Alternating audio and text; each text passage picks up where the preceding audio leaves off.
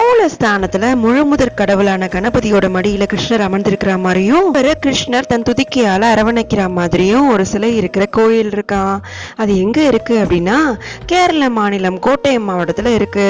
இங்க மூலவர் விநாயகர் தான். விநாயகர் சதுர்த்தியும் கிருஷ்ணரோட கோகுலாஷ்டமியும் சிறப்பா கொண்டாடப்படுது. கேரள மாநிலம் கோட்டயம் மாவட்டத்துல இருக்கு மல்லியூர் அப்படின்ற ஊர்.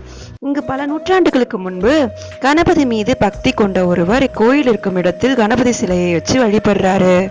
ஆரியப்பள்ளி மனை, வடகேட மனை அப்படின்னு 2 குடும்பத்தை சேர்ந்தவங்க அந்த கணபதி சிலையை சுற்றி கட்டடம் அமைச்சு அதை பராமரிச்சாங்க. பின்னாடி இந்த 2 குடும்பத்திலையும் வறுமையும் துன்பமும் ஏற்பட்டதுனால அந்த கோயிலை அவங்க பராமரிக்க முடியாத நிலை வந்தது.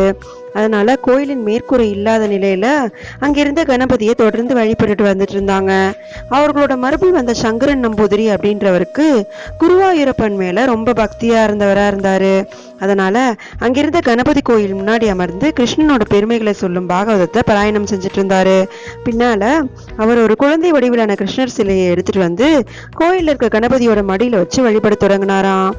அதன் பின்னாடி அந்த கோயில்ல வழிபட்டு வந்த இந்த 2 குடும்பத்தோட மரபு வழிபினரும் வறுமை நீங்கி வளம் பெறுறாங்க. பின் இந்த கோயில் புதுப்பிக்கப்பட்டு அனைவரது வழிபாட்டுக்கும் கொண்டு வரப்படுது. இந்த ஆலய வழிபாட்டில் முக்குற்றி புஷ்பாஞ்சலி அப்படின்ற வழிபாடு ரொம்ப சிறப்பான வழிபாடா இருக்கு. இந்த வழிபாட்டிற்காக முக்குற்றி அப்படின்னு சொல்ற செடியை 108 எண்ணிக்கையில எடுத்து வேரோட பறிச்சுட்டு வந்து வாசனை திரவத்துல முழுக வச்சு பின்னாடி விநாயகருக்கு மந்திரம் சொல்லி அர்ச்சனை பண்றாங்க. இந்த வழிபாடு ஒரு நாள்ல 5 முறை நடக்குதாம். கிருஷ்ணரை மகிழ்விக்கும் நிகழ்ச்சியா ஆண்டுதோறும் மகர விளக்கு காலங்கள்ல கோயில் முற்றத்துல தனியாக அமைக்கப்பட்டுள்ள அரங்கில் இசையை இறைவனுக்கு அர்ப்பணம் செஞ்சு இங்க திருவிழா கொண்டாடப்படுது.